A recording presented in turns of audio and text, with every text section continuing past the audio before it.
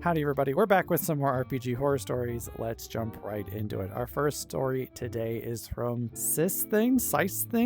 I'm gonna be really bad with the names today. And it's titled Situation That Escalated So Abruptly That the Table Broke Up. Hello Reddit, hi OP.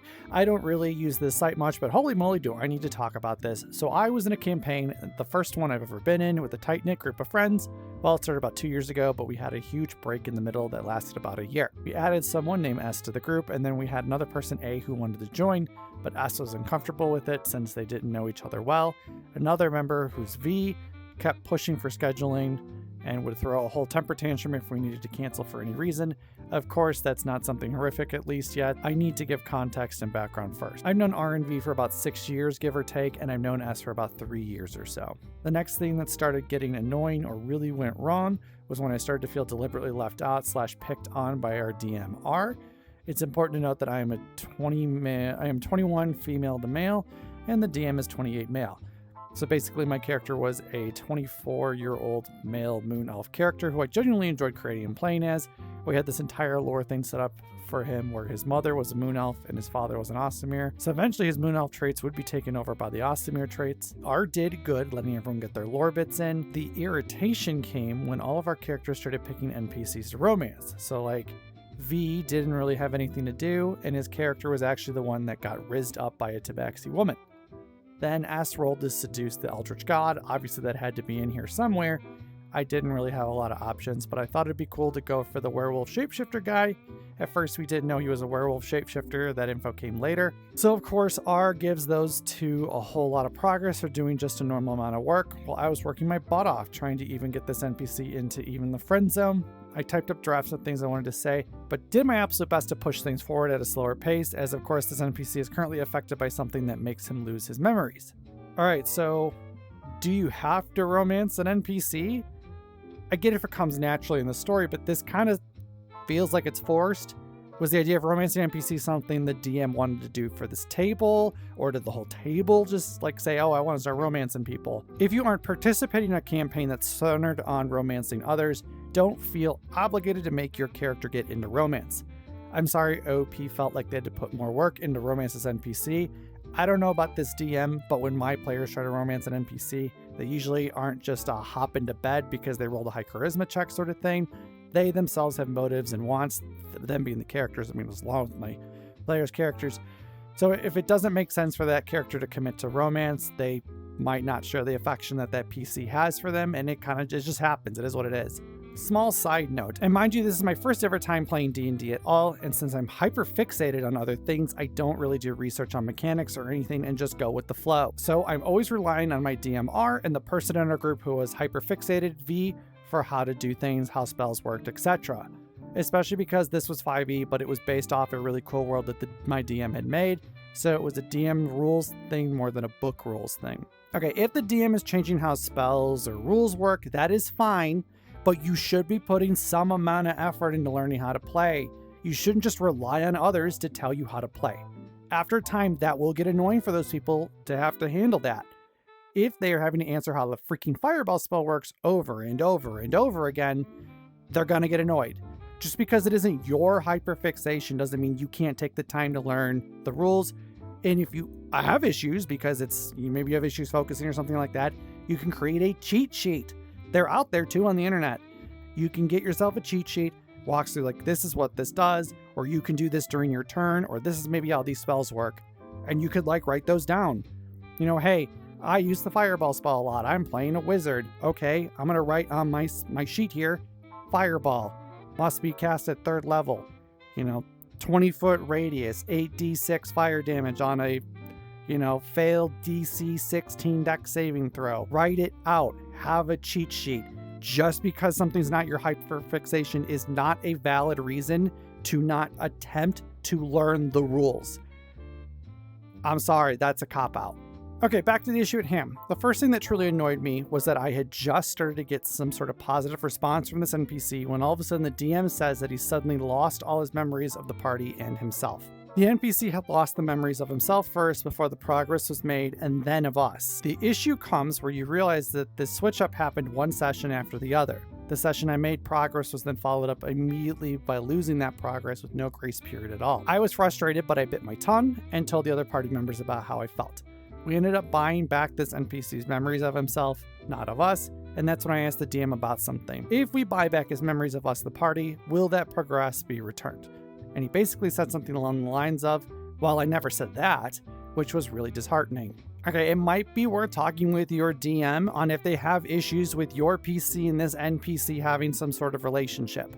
I'm not sure if this was some weird event to have your PC make some grand gesture, maybe helping rekindle that love or longing along with their memories, or if the DM just doesn't want your PC and this NPC to be together. And this is like potentially them having some sort of cop-out to get out of that story. An above-table conversation would be very helpful here, as this DM should be able to give some input. If it is meant for your PC to show some grand gesture as role play to save their memories, maybe that was not communicated well enough. If they have an issue, hopefully then the DM has a chance to air it out as you're talking with them. Now, here's the part where things get weird / a little messed up. We all game, we met someone on League of Legends, great place, sarcasm, and added them on Discord. This person was an 18 female who we will call K and was still in school. We were all kind of sus of this person's age and we wanted to see ID or something because K had been flirting with our male 28 DMR. Already that age gap and maturity difference is rather appalling in my humble opinion, and literally everyone in the group was extremely uncomfortable with it. Well, it turns out R and K had started to flirt and act inappropriately in DMs, and I had no clue about this. Because R decided that no one should be allowed to tell me, this all started on like a Wednesday and then we had D&D on Friday. This session, I had expressed beforehand about my frustrations with trying to romance the NPC, and it seemed like maybe R was finally ready to listen. During the session, I was getting surprisingly far. My character was starting to have more personal interactions with this NPC. I did notice at the time because I can be a bit oblivious when it comes to certain things, but R was incredibly distracted the entire session. He wasn't fully focused on being a DM, and he was literally giving me so much more progress than I expected to get. The reason? K was texting him, R was texting K and S, and someone else who I will keep fully anonymous. R was freaking out because K was flirting with him, and he didn't know what to do. It was literally making R manic. R was texting S and the other person for advice during the D&D session instead of either canceling or ending the session sooner. Fast forward a bit, turns out R called S two-faced for literally no reason behind their back, and a bunch of other annoying and mildly horrific stuff went down that's too much to explain on an already long post. Okay, it's a bit weird. R didn't want OP to know. Did everybody else know then? So the DM, being distracted, limited their ability to purposely stop OP's PC from romancing an NPC. Am I hearing that right? That sounds a bit odd. I feel like if the DM was distracted, they would literally be too distracted to RP and advance this romance subplot. Unless OP's character just got to do stuff and the DM was just nodding along being like, yeah, sure, that happens. Yeah. This table, to be honest, though, seems like a lot drama-wise. It can suck when a DM is distracted. I feel bad when I've got stuff going on and I feel like I'm not giving my all to my players. And to be honest, sometimes it's best to just pause for the week if stuff is going on. I've done it with tables in the past because it's really not fair to your players to be distracted the entire time. You're off somewhere else, you know. And also, you as the DM won't enjoy the game if you're worried about X, Y thing in your life going on and you're also trying to focus on running a game. It can be really distracting and like just doesn't make it fun for you. But at this point, we were already considering dropping R for being really insane and having a biblical crash out. All because we dared to be concerned that our 28-year-old DM said he was falling in love with an 18-year-old that he met less than a week ago at that point. I would also like, this is happening really fast, I would also like to point out that this 28-year-old man, 28 years old by the way, was telling this 18-year-old in a voice call, along with us there as a witness, that he had something similar to a period, because when men don't ejaculate for too long, they get testicle pain. And not to mention that R told K that she was, quote, so mature for her age. Okay, massive red flag. R apparently also didn't know why that was a bad thing to say, and when he was informed that it was usually used by groomers, he was like, well, I didn't mean it like that. Those two would also flirt in a public call with each other and are currently dating as of this post. Did you guys know that the DM is 28 years old? This 28-year-old DM is 28 years old. Okay, I just. Assuming the 18-year-old is actually 18 though, it is not illegal for them to date R. Is the age gap weird? Yeah, sure it can be. But if both are consenting adults, then this relationship should be above board legally. Is R saying some weird shit in a voice call? Yeah, they definitely are. And if this person is actually not 18, what they're saying could be downright criminal. It is a bit weird they were asking to see ID, like they being the group here. But if I met fucking strangers online and they were asking to see my ID, I'd personally tell them to kick fucking rocks. I'm curious what this biblical crash out was. Did R get in an argument with people, or is the crash out them falling in love with this 18-year-old and saying out of pocket shit in a call and publicly flirting in a call? If this stuff makes you uncomfortable, you're kind of limited in what you can do other than maybe reporting the 18-year-old for potentially being underage or something like that to Discord. I don't know. Or contacting the authorities if you think some sort of crime is being committed. Other than that, you could leave the table. That being said, this DM is saying some very weird shit, and I would probably be quite uncomfortable if they're getting as heavily sexual as they are with someone potentially underage. I'd be very concerned. If it hits a certain point though, you either, you're kind of limited what you can do. You either cut ties or you contact the authorities. You're kind of in a corner here. I also, since I have horrible brain fog due to past traumas, scrolled back up in my chat with R. I was a dumb kid when I was younger, and of course I had unrestricted access to the internet. So I was introduced to R through a mutual when I was 15 or 16. R was like 23 at the time. Found out R had been sending me sexual memes and offered to draw me sexual content. Not only that, but he had manipulated me and my emotions, had a huge victim complex, and made everything about him. Yeah, so we're never continuing this campaign, obviously. Okay, so R is definitely gross. Cut ties with him. I'm not trying to victim blame here, but for anyone out there who's under 18, pro tip, if someone who's an adult is sending you sexual memes and offering to draw you sexual content, maybe we question that. Maybe we question being involved or associated with this person. Maybe we don't interact with that person. Maybe we block that person. Because I'm going to be honest with you, a 23-year-old should not be sexting or offering to draw sexual stuff for a minor. Edit 1, we to this day don't know if Kay turned 18 this year or last year. Both is still gross as hell, but one of those options makes it worse. Also, R has been accused of being a pedophile before. I hate when they use PDF. I really do. It's really fucking annoying. Just call it what it is. Call it a pedophile or my PDF. If you're writing a joke like Trump.pdf or something, haha, I get it. But I have this weird issue nowadays where it's pedophile, rape is called grape, kill, gay, cum, sex, they always asterisk and fucking censor one of the letters to not have it be the word, or they use some weird off word like grape because it could be offensive. Just say, I feel like you lessen it. It's bad. Call it what it is. Getting back to it though, we only have his side of things, but he told me that he was accused by a previous friend group because someone lied about their age to him in DMs. Definitely sus about it now. Trigger warning, mild graphic harm description, and also to expand on his manipulation, he groomed me into being his friend essentially. Whenever I would vent to him, he'd make it about him and his problems. He would also tell me that if I wasn't there, he'd off himself. Despite knowing that sort of talk triggered me, this guy really is a piece of work. He once told me that he wanted to peel his skin off as an apple peeler. Fucking weird guy, bro. Why were you continuing to talk to this person? Edit 2, Kay blocked me because I went to R with concerns about Kay's behavior. I literally called them out for needlessly mentioning self-harm scars in the description of their personal character persona of themselves. Mentioning it to people she has known less than a week, by the way. R didn't understand why that was weird or bad. Kay crashed out on me, called me frighteningly sensitive, and accused me of being hypocritical, unable to ground myself, etc. Which is insane because she literally does not know me at all. We've talked maybe 3 times. Okay, so I'm confused. Is OP still friends with R? Why are you still friends with R if you are? Also, I thought we were getting to the point of this table imploding. Did that happen already? We're in the edits part of a post and I have not seen a table implode yet. I have seen the table think of leaving the DM because of their sussy behavior with a potentially underage person. I'm going to be honest, this table would be too much for me. I am too old for this shit. I would be blocking and moving the fuck on. If I had a person being weird like R, I don't want to be involved with the potential kitty dealer. I don't want to be involved with a pedophile. So either I would report them to the authorities if I had some really good feeling they were doing some illegal shit at the very least, and or I would block them and be moving onward. I crashed out on R, called him manipulative, and told him to get some frequent therapy. Kay didn't like that, and I bet you she thought she cooked me when she said, perhaps you should practice what you preach so desperately and seek therapy.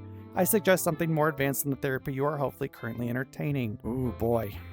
Yeah, so like R isn't the only person on the run here. Kay crashed out like that just because I said she might be attention seeking, and then I went to R about it. Oh, good lord. She also didn't like me calling out her precious older boyfriend. R also blocked me and left one of the 4 servers that I'm in. He's too cowardly to face me and feel my wrath, I guess. He's weird and I want to tell him this to his face, but I can't. Edit 3 also would like to mention R always shamed hypocrites and would call us out if we did something he deemed hypocritical. He crashed out on us, and when I crashed out on him, I was villainized. Every time we would disagree, he would make it my fault and never listen to my arguments. Trying to point out his wrongs or inconsistencies in his arguments resulted in him just becoming a brick wall. R does not know how to take criticism and forgot to mention, he uses autism as an excuse. Yes, you can struggle with tone, etc., but I would tell him things bluntly and straight up, but it didn't matter. He's so two-faced, called me and friends' names behind our backs to other friends, and then got upset when we all talked to each other about the entire situation. Okay, R is clearly a piece of crap. Block R, and I guess by extension S or whatever the fuck her name is, and just move on. This table is way too fucking much drama. If things are getting to this point where people are talking shit behind each other's backs, those people suck. Don't be friends with people like that. Find new friends, one that won't talk shit about you behind your back. Why be so vain and want to confront R and give them a piece of your mind? Just fucking move on. Take the good people with you, drop the bad people, start a new table, you're good to go. They're sitting in like a cesspool for too long and they're mad that they're in a cesspool. Get out of the pool of shit and you won't be in a pool of shit. Our last story for today is going to be user, I'm not even going to pronounce this name. I'll put it on screen here. It looks like somebody headbutted a keyboard and is titled DM throws party into sex slavery and then gets mad when I state discomfort. Hello, hoping the person I'm talking about never finds this, but let's go. Female 20 joined a Discord server with a new friend, male 28, I'll call him D, who wanted to run a D&D campaign. I had only known them for about a few months, but I thought they were nice enough despite him having done some stuff that I found rather weird. Majority of the group was weird, but we'll get to that. The campaign he had written was based on an anime game that we all played and would take place in a magic school like Strixhaven, only without the dorms. I'd be curious what that anime game is. Persona? He said all our characters would be above age and that the only things we'd have to look out for is alcoholism and bullying, which we were all fine with. As the title says, things did not turn out fine. Okay, from the sounds of it, we have our ground rules laid out. The worst topics will be bullying and alcoholism, which, okay, good to know what is on and hopefully off the table. On our 6th session, he decided we were going to go on a field trip to a museum located in a bad part of town. During this time, I was trying my hardest to romance one of the NPCs with my character who was a dragonborn. Everybody's fucking romancing NPCs. So the DM let us be partners during this trip. However, a thing to know about my character was that I designed him to be a bit stupid. Anything that had to do with gold would grab his attention, and sadly I managed to do a high roll on sniffing out some during the museum section. I grabbed this NPC in there for the party, and we ended up running out of the museum and into some kind of gang. The gang leader recognizes my NPC and tells the party they're coming with him. Suddenly the DM tells us fighting them, quote, would be useless, and that, quote, we'd die trying, so we're essentially railroaded into coming with them. So wait, hold on. This gang recognizes OP's PC? Or is this the NPC that they're trying to romance? I'm a bit confused on the wording there. OP says, the gang leader recognizes my NPC. You mean your PC? I don't know. If you're going to railroad your PCs though, make sure it's for a good reason and not just to straight up kill them. Or I guess we're going to go based on the title here, railroad them into sexual slavery. Like maybe we don't do that. We're taken to some penthouse in another bad part of town, and I'd like to remind people that we were explicitly told to only expect drinking and bullying this entire campaign.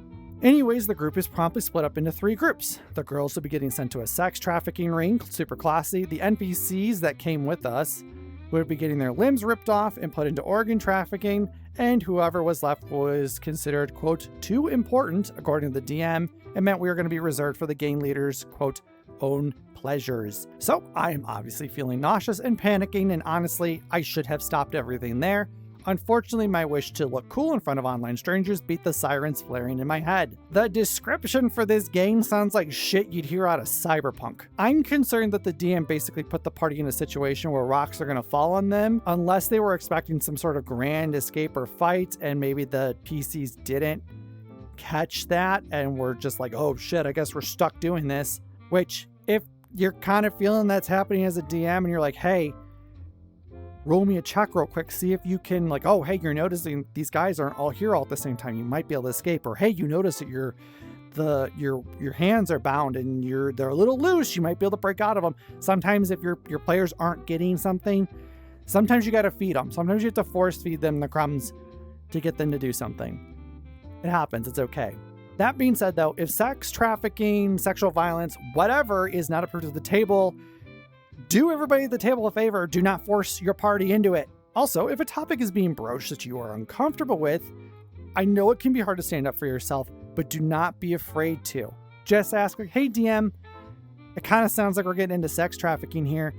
When we talked about stuff, we said that only bullying and alcoholism would be hot topics that'd be broached this campaign. What's going on here? This will hopefully make your DM think, ruh-roh, Reggie, and fucking turn this story around. Even if it doesn't though, it is important to make sure your concerns are heard and that let people know if it's too much for you. It's not a bad thing if it is. You can always step out for that session or out of that campaign altogether if it's really, really bad. And also know that you speaking up may make others feel comfortable enough to speak up. They might go, well, everybody else is being quiet, so I guess they're okay with it. So I should be okay with it because they're all okay with it. But if one other person goes, hey DM, you never said we were going to get sold into sex slavery, or sex trafficking was never like something we discussed, I'm not comfortable with this. They can go, hey, I'm not comfortable either, DM, what the fuck? And then the DM goes, oh shit, I'm forcing my kink on the party, I shouldn't do that. Or the DM goes, oh shit, I thought we had figured this was an okay topic, I am so sorry guys, I didn't mean to do this, I was trying to make it gritty and dark and I took a step too far, I'm so sorry. Like, they can clean it up then. Like, you standing up for yourself, though, can allow others to stand up as well. It gives them the freedom to. So don't be afraid to make it heard. Just be polite when you do it. Obviously, don't be like, fuck you, DM, you never said you'd do this. Just be like, hey, DM, what's going on here? I don't think we talked about this being okay. Like, just be casual with it, and other people will be able to talk then. More railroading here. We save the girls whose players are gushing about being dressed in really orientalist sex slave outfits, and get the NPCs out who I no longer want to romance after this entire ordeal. So multiple NPCs or one. We defeat a random boss encounter and go home, and everything is supposed to be peachy keen. The NPCs are damaged but fine, and I'm supposed to act like I didn't nearly throw up this session. The players who are playing female characters are enthusiastic about this potential sex slavery, or at least the idea of the outfits in this. I get the feeling some of this table is perfectly okay with what's going on here, and the table just really didn't discuss fully the shift in tone, like before this happened.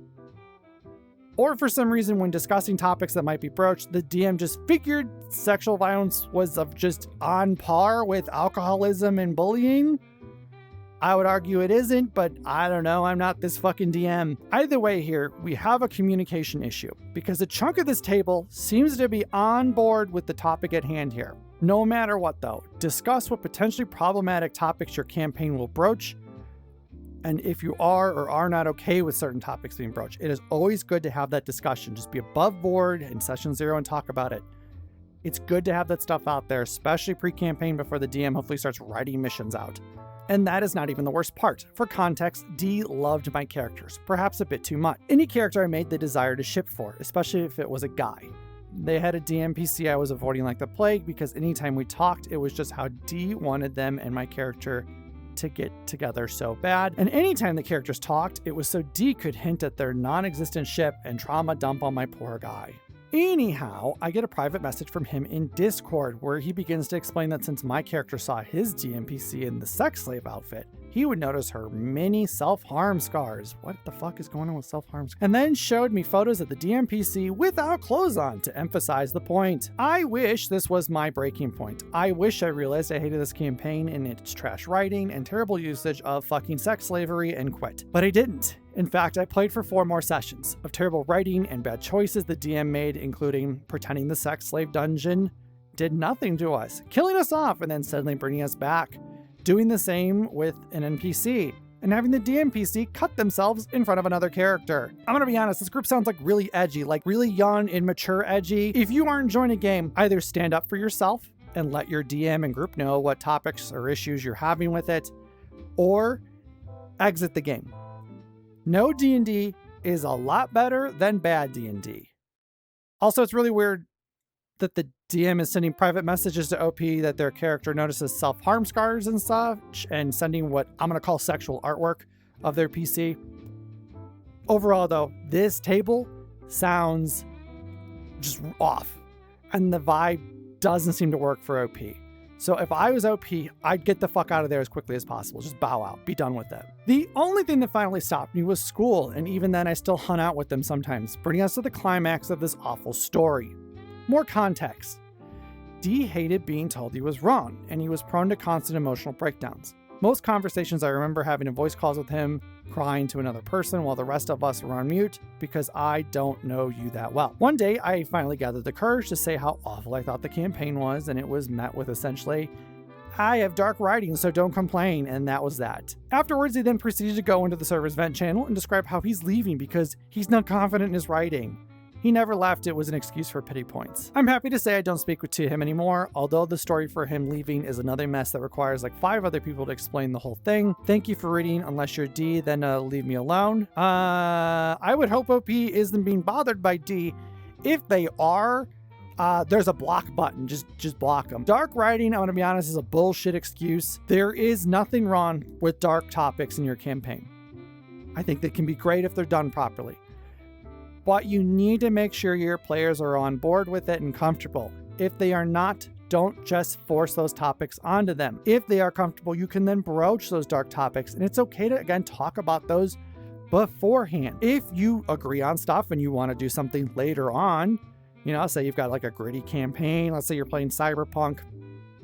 Let's say you guys, when you initially started, were like, hey, I don't want anything, let's just use sex slavery. Let's just use that as an example. Let's say initially when it starts, the whole table goes, you know, we're not gonna do sex slavery or anything like that, you know, or no forcing people into prostitution or anything like that. Let's say later on, you want to come up with a gig in your Cyberpunk game and you want the players to, for this gig, we're gonna just steal one straight from Cyberpunk. You're going to break into clouds and you're going to overthrow the business people there to rescue the people and kind of help liberate the people who are forced to be dolls there. Basically, for those who don't play Cyberpunk, dolls are people who kind of turn off their mind and do things for money, potentially. So let's say it's not, but you have this great idea for a gig, or you're just taking great inspiration from Cyberpunk. You're like, I want my players to do this. It does not hurt beforehand to go, hey guys, I know we talked about, you know, not having sex slavery or, you know, nobody's being forced into prostitution or anything like that. I was curious though. I have an idea for a gig that involves this topic, but this is how I want to approach it. Are you comfortable with that? You don't have to lay out the whole gig or mission or quest or whatever. You can just say like, hey, this is kind of how I want to broach it, and just be very broad and generic, because maybe they're okay with it if you broach it a certain way. Maybe this table has become comfortable with each other where they're like, you know what? I'm okay. I think everybody here is mature enough to handle something like sex slavery, so I'd be comfortable with it at the table. And you might have players who just aren't. They just might be like, listen, I'm just really not comfortable with that. And that's okay. But you talked about it. You broached to see if it was okay, if that line was flexible or not. And it's not, or it is, whatever. And then you just go off of that. Getting us back on topic though. This table sounds like a lot, and I'm glad OP left that campaign. And I will say again, I will preach it. No D&D, no tabletop RPG is better than bad D&D or bad tabletop RPG. Don't suffer through shit. You're playing a game for 2 to 5+ hours a week or whatever. It ain't worth it. Don't put yourself through 5 hours of pain. Don't. one bad session, whatever. Whole campaign of like bad sessions because you're just not vibing with the campaign setting, table, whatever. Don't suffer through it. Find a new table. Just do that. Alrighty, everybody, though, that is going to be it today. Thank you guys all for hanging out. I would love to hear your comments on either of the stories we talked about in those comments down below. If you're interested, I stream on Twitch throughout the week. Link is in the description down below. Otherwise, if you're not subscribed, please do subscribe. If you're enjoying the video, hit that thumbs up button. I will see you guys all in the next one, though. Bye, everybody.